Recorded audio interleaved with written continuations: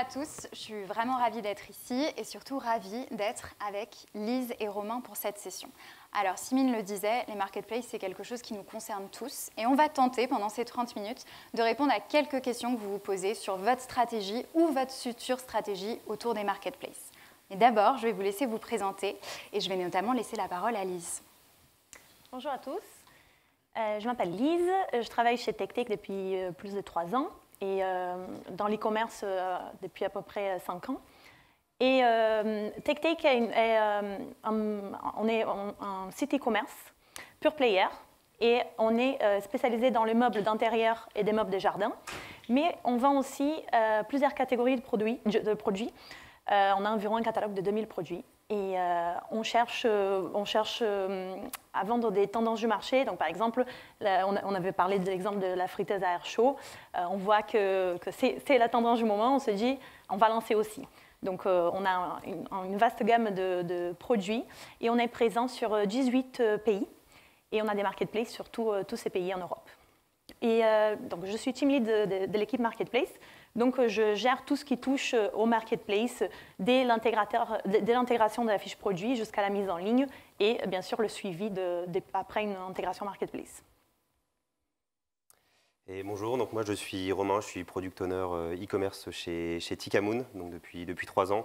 Moi je coordonne à la fois les équipes métiers et les équipes IT pour ajouter de nouvelles fonctionnalités, intégrer de nouvelles solutions sur notre plateforme e-commerce. Et bon, pour vous présenter rapidement Tikamoon, donc Tikamoon conçoit et distribue donc des meubles en bois massif donc qui sont livrés montés.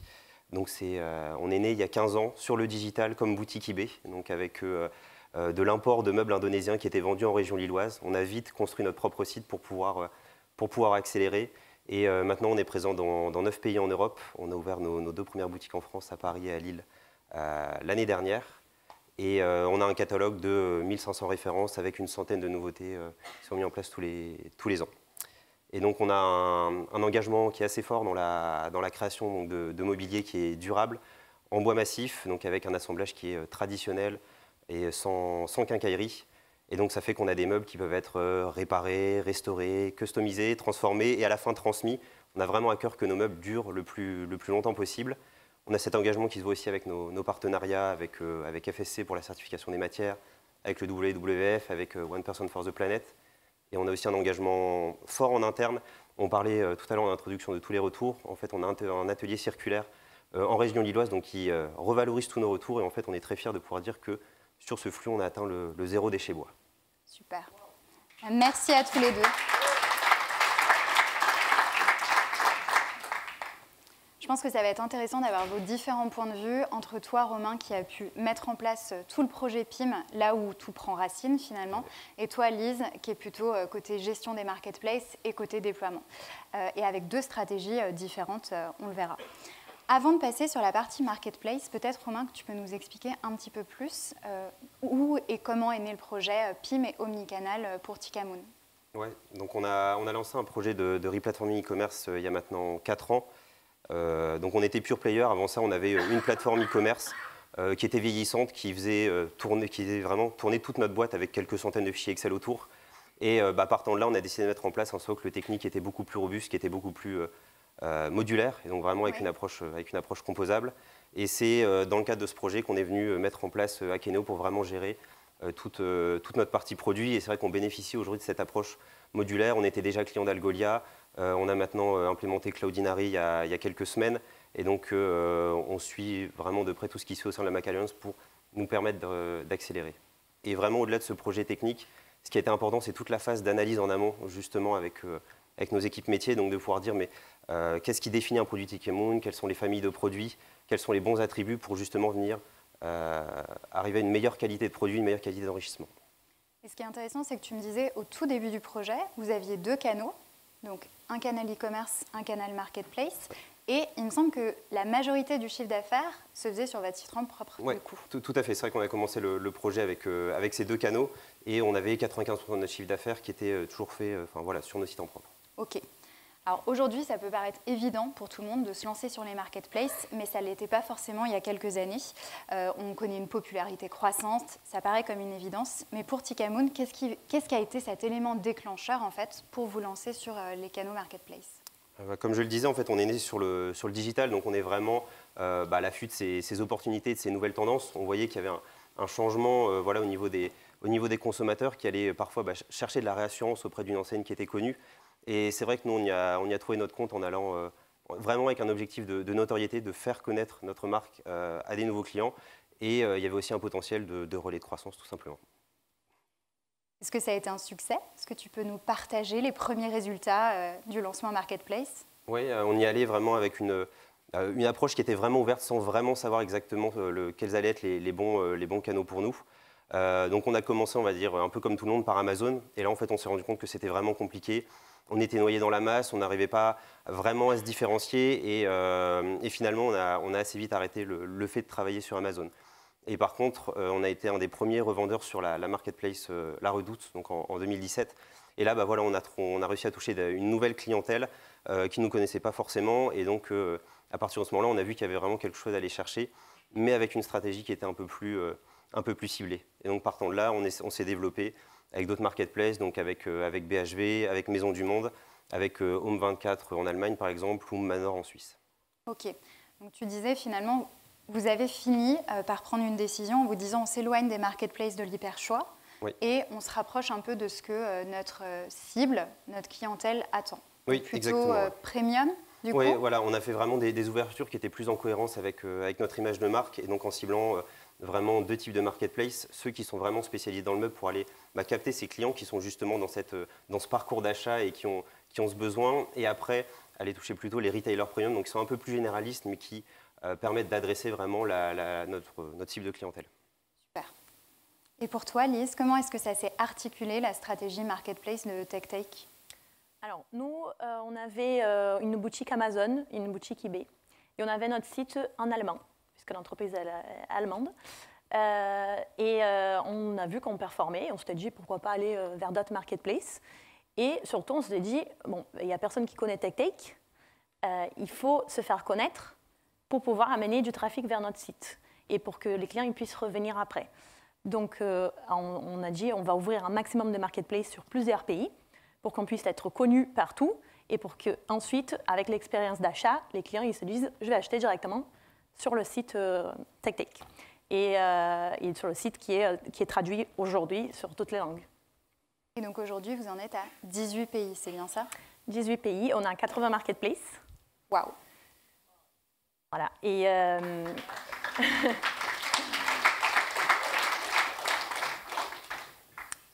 Donc, on est aussi sur Amazon. On continue sur Amazon sur tous les pays. Et Amazon, c'est un canal très important pour nous. Et on a décidé justement d'ouvrir une équipe qui est dédiée à Amazon.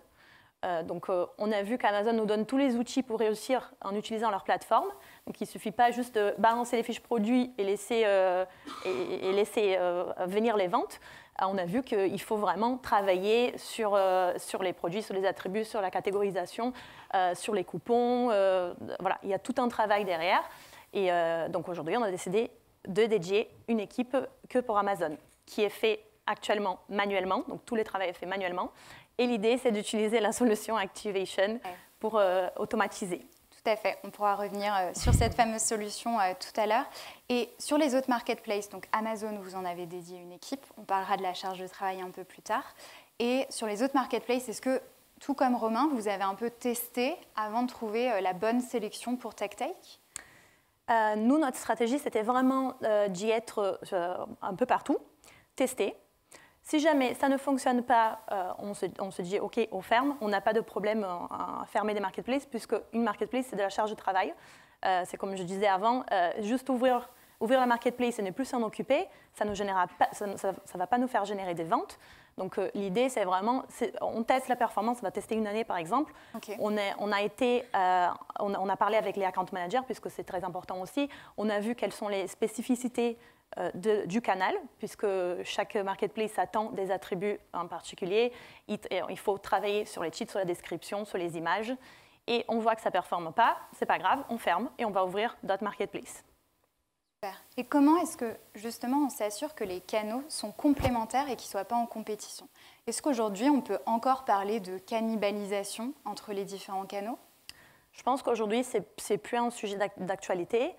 On a la cannibalisation qui est naturelle, donc on aura un client, le client il aura du choix, il va voir nos produits sur différentes marketplaces. Parfois il va choisir la marketplace qu'il connaît le mieux, parfois il va choisir parce qu'il y a une offre promotionnelle sur une marketplace ou une autre, mais de toute façon c'est du chiffre d'affaires qui va venir vers nous. Et l'idée, c'est vraiment de cibler tout type de clients parce qu'il faut suivre leurs habitudes d'achat. Il y a des clients qui vont aller chez une marketplace et qui refusent de tester une autre marketplace. Donc, il faut être présent partout. Super. Romain, est-ce que tu es du même avis? Oui, nous, c'est vraiment la même chose. Nous, il y a vraiment cet objectif de recherche de notoriété. On veut vraiment aller toucher une clientèle qui est différente, qui n'a pas encore eu l'occasion de nous connaître, en fait, et de nous rencontrer sur notre site en propre. Et donc, c'est pour ça qu'il n'y a vraiment pas de cannibalisation. C'est des canaux qui sont complémentaires. Et voilà, on est très content de travailler avec ceux-ci. Super. Ce que je vous propose, c'est qu'on se penche maintenant du côté humain. Et Lise, est-ce que tu peux nous dire qu'est-ce qui a été clé côté humain? Quel challenge vous avez relevé dans justement la gestion des marketplaces? Alors, pour nous, on a une gestion assez particulière. On n'a pas l'équipe sur place, donc j'ai l'équipe qui est basée sur chaque pays. Donc vraiment, on communique par des réunions, on envoie des Teams tout le temps. Donc je pense que le plus important côté humain, c'est cette communication, c'est qu'on puisse partager des feedbacks, puisqu'on partage des marketplaces entre pays. Donc, par exemple, j'aurai Leroy Merlin en France, en Espagne, et donc je rencontrerai des problèmes en France. Je veux partager ces mêmes problèmes avec l'Espagne. Et c'est très important aussi d'avoir une équipe qui est formée sur les outils, puisque les outils nous permettent d'envoyer la bonne information depuis notre PIM vers la marketplace. Et il faut comprendre ce que la marketplace elle attend et les particularités de chaque marketplace. Et tu disais, pour resituer tout de même, donc Amazon, une équipe dédiée, avec combien de personnes? On a environ 10 personnes pour l'équipe Amazon, donc une personne ou plus par pays. Et on a 10 personnes aussi de l'équipe autre marketplace, autre qu'Amazon. Okay. Donc une vingtaine de personnes en tout qui gèrent la partie syndication. Voilà, justement, parce que si on avait juste des personnes qui lançaient la marketplace, ça serait trop facile. On n'avait pas besoin de 20 personnes, avec 2 personnes, ça serait suffisant. Et tu parlais justement tout à l'heure des attentes des marketplaces, de la transformation de la donnée, notamment les attributs, les prérequis. Comment est-ce qu'à Akeneo, vous êtes sur cette partie-là aujourd'hui? Alors, à Akeneo, on a eu un projet de migration d'intégrateurs. Depuis l'année dernière, on s'est posé la question, pourquoi pas migrer? On a fait la recherche un peu sur les concurrents. Et on s'était dit, c'est évident de rester avec Akeneo, puisque Akeneo, depuis longtemps, on travaille avec les données PIM. Et on s'était dit, on maîtrise déjà l'outil, les informations sont là, ça nous permettra de faire un nettoyage du PIM aussi, d'envoyer les bonnes informations et que tout soit stocké là-bas et pas faire du bricolage sur le marketplace. Oui. Voilà, donc avoir l'information claire et transmettre et continuer à utiliser un outil et couper encore une étape, ne pas avoir un nouvel outil, continuer sur un outil déjà maîtrisé par la plupart de l'équipe. Super. Et toi, Romain, comment est-ce qu'Akeneo vous aide dans la partie syndication? Alors, il nous aide vraiment pour aller récupérer une donnée produit qui va être précise et qualitative. On sait que c'est vraiment clé pour réussir sur les marketplaces. Ça nous permet aussi de répondre rapidement aux nouvelles exigences qui sont posées par les marketplaces, avec la création d'attributs qui est vraiment simplifiée, avec les règles automatiques, avec le fait de pouvoir diffuser toutes ces nouvelles informations rapidement. Voilà, ça nous aide vraiment au quotidien. Et en plus, toutes ces exigences des marketplaces, quelque part, pour nous, ça nous crée un cercle vertueux parce que toutes ces nouvelles informations qu'on va avoir dans notre PIM, on peut très facilement les réutiliser sur notre site en propre et ça enrichit très vite notre fiche produit. Gagner en agilité et en temps. On a parlé un peu de votre stratégie, du choix des différentes marketplaces, de l'importance d'avoir la bonne équipe, le bon outil. Mais en fait, qu'est-ce qu'une expérience produit sur les marketplaces? Qu'est-ce que ça veut dire? Et comment est-ce qu'on choisit? Est-ce qu'on fait une sélection de produits? Est-ce qu'on balance tout et on attend de voir? Dites-moi un peu ce que vous avez choisi de faire.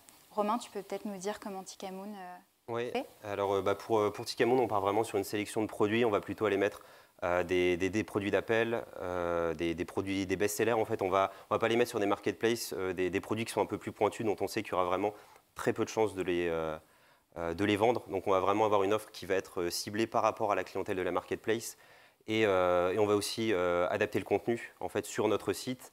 Le client il est déjà dans notre univers, il nous connaît, donc on va avoir des descriptions qui vont être plus précises, qui vont être plus poétiques, alors que sur la marketplace, on est tout de suite, on est plus direct, on est plus pragmatique, et justement, on va être là pour rassurer sur la qualité de nos produits, mettre en avant nos services, commencer à raconter l'histoire de notre marque, justement pour tous ces visiteurs qui ne nous connaissent pas. Super. Donc, comme on l'a vu ce matin, avec l'exemple de Tikamoon, vous avez énormément d'informations produits sur le site. Donc là, on est vraiment sur une sélection et une adaptation pour vos canaux marketplace. Oui, tout à fait. Super. Lise, est-ce que c'est pareil pour toi? Est-ce que c'est des produits d'appel? Pas vraiment. Nous, c'est plutôt l'inverse. Comme on a beaucoup de catégories, on essaye d'envoyer un maximum de produits des catégories en fonction de ce que la marketplace elle accepte.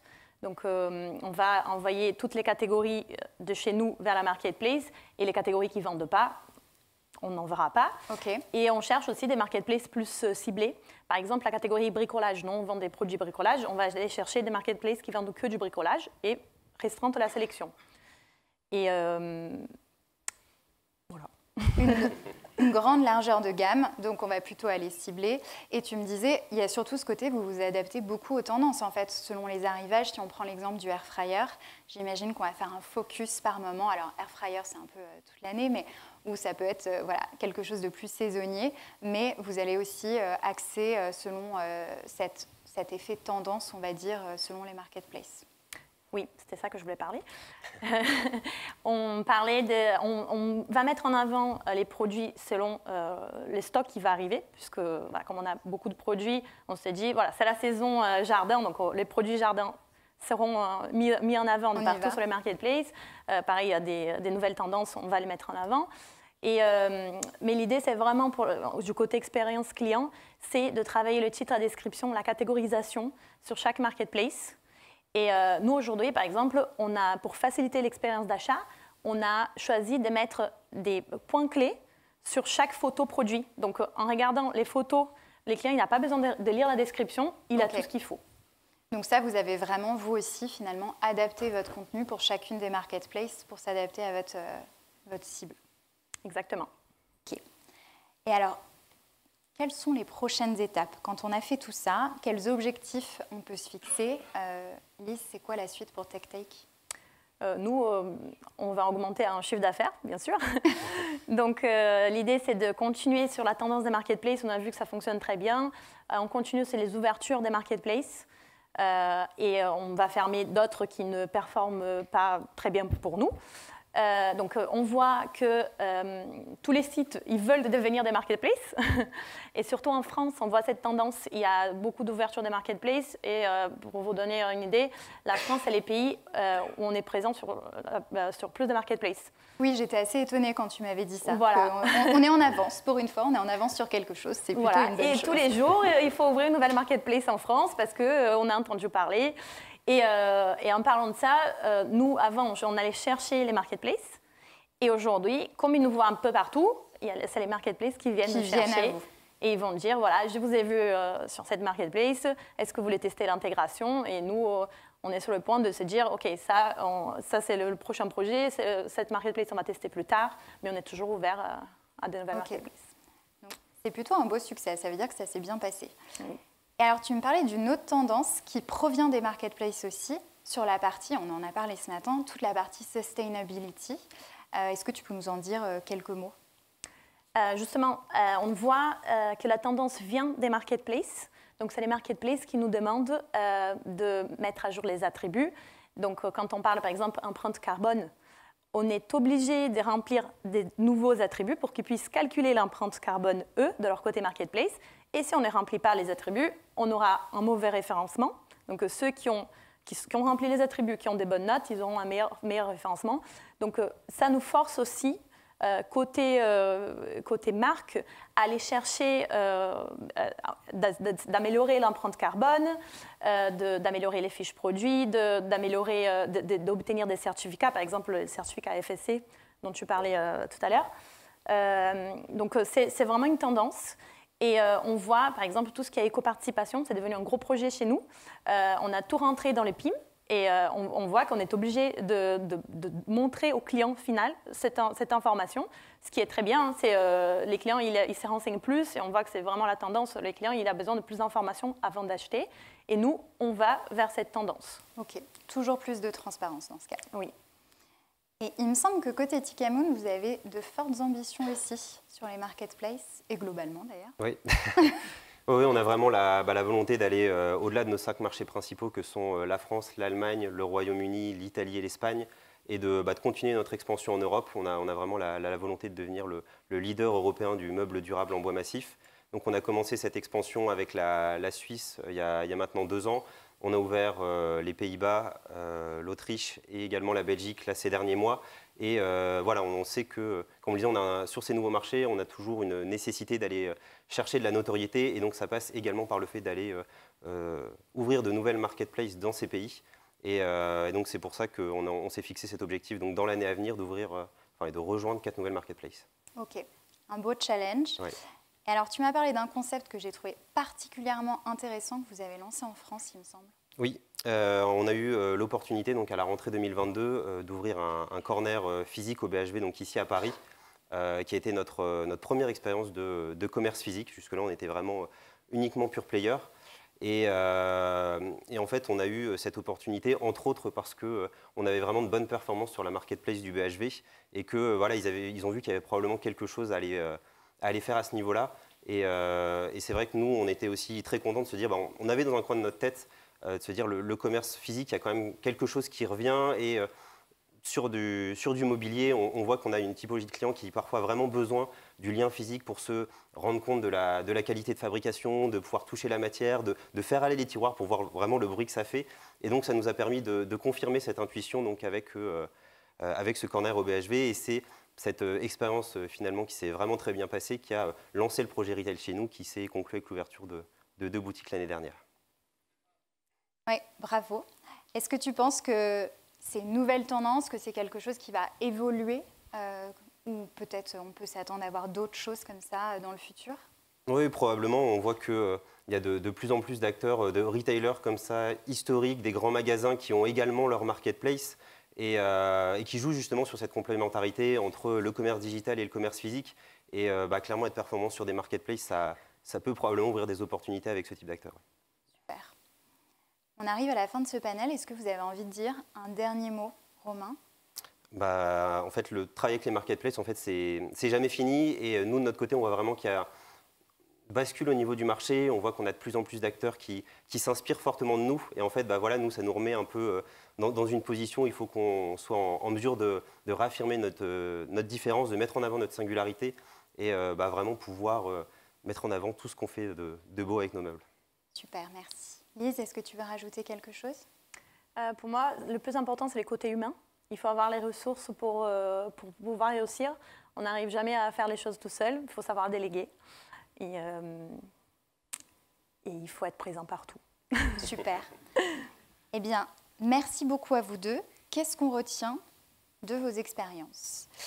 Donc, tout d'abord, on pense omnicanal. On l'a dit, tout est connecté quand il s'agit d'expériences clients. On ne se parle pas uniquement de comment lancer de nouvelles marketplaces, ça peut même mener à des expériences en boutique physique. L'innovation est la clé. Je pense que ça, on le sait tous, mais tout de même, l'univers des marketplaces évolue très rapidement, la concurrence aussi. Tu le disais, il y a des acteurs qui s'inspirent de vous. Donc, il faut toujours anticiper et s'adapter. Pareil pour les transformations sur tout ce qui va être autour de la sustainability. Alors ça, la syndication n'est pas juste un outil. Et oui, il se trouve que les ressources humaines sont primordiales aussi. Les équipes e-commerce, marketplace doivent communiquer et s'aligner. Donc il y a tout de même une charge de travail. Tout comme l'IA, ce n'est pas une baguette magique. Et enfin, s'appuyer sur le PIM pour centraliser vos données produits. Ça vous aide à être plus agile, on est sur un cercle vertueux et vous pouvez du coup avoir des attributs pour les adapter à chacun de vos canaux de diffusion. Merci beaucoup à tous les deux.